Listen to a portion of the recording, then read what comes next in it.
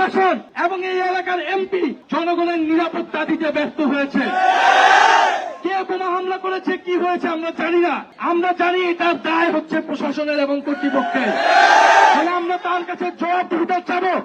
শুরুতেই সেখানে ফুট চলে গিয়েছিল, সেইখানে আমরা স্পষ্টভাবে প্রশাসনিক সহায়তায় সেইখানেই বোমা হামলা করা হয়েছে। আমরা এখন সাভার মডেল থানার সামনে এসেছি শান্তিপূর্ণভাবে। আমরা এখানে অবস্থান করব। আমরা এখানকার কর্তৃপক্ষ, পুলিশ কর্তৃপক্ষের সাথে জিজ্ঞাসা করব, একটা রাজনৈতিক দলের গণতান্ত্রিক অধিকার আছে কর্মসূচি করার, এবং পুলিশের দায়িত্ব, এখানকার প্রশাসনের দায়িত্ব তাদের সকল ধরনের নিরাপত্তা নিশ্চিত করার। এই পুলিশ প্রশাসন এবং এই এলাকার এমপি জনগণের নিরাপত্তা দিতে ব্যর্থ হয়েছে। কে বোমা হামলা করেছে, কি হয়েছে আমরা জানি না। আমরা জানি তার দায় হচ্ছে প্রশাসনের এবং কর্তৃপক্ষের। তাহলে আমরা তার কাছে জবাবদিহিতা চাবো যে কেন সে নিরাপত্তা দিতে ব্যর্থ হয়েছে, সে কি কি পদক্ষেপ নিয়েছিল, কারা বোমা হামলা করলো, কেন তাদের চোখ ফাঁকি দিয়ে কিভাবে সেখানে বোমা হামলা করার সুযোগ পেল সন্ত্রাসীরা। আমরা জানি এই এলাকায় কারা ফ্যাসিস্ট আওয়ামী লীগের নেতাকর্মী সন্ত্রাসীদেরকে পুনর্বাসনের সাথে জড়িত।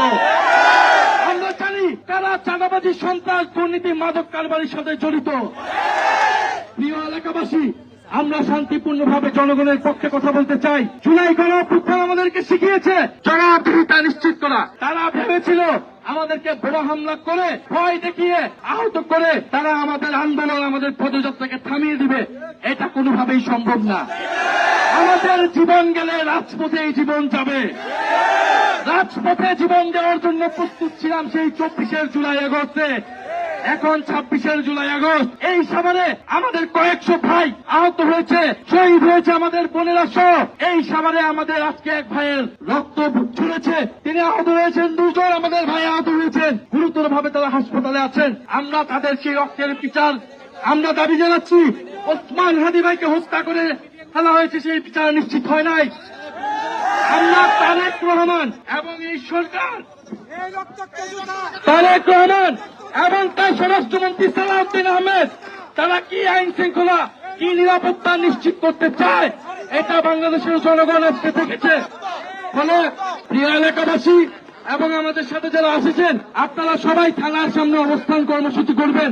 আপনারা কেউ এখানে শান্তিপূর্ণভাবে অবস্থান করবেন এবং আমাদের একটা প্রতিনিধি দল ভিতরে গিয়ে থানায় কথা বলবে এবং আমরা ফেরত না আসা পর্যন্ত আপনারা এখানে অবস্থান করবেন।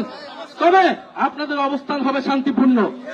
এখানে যাতে কোনো ধরনের বিশৃঙ্খলা না হয়, এটা আপনারা পারবেন নিশ্চিত করতে। শান্তিপূর্ণভাবে এখানে বসে থাকবেন।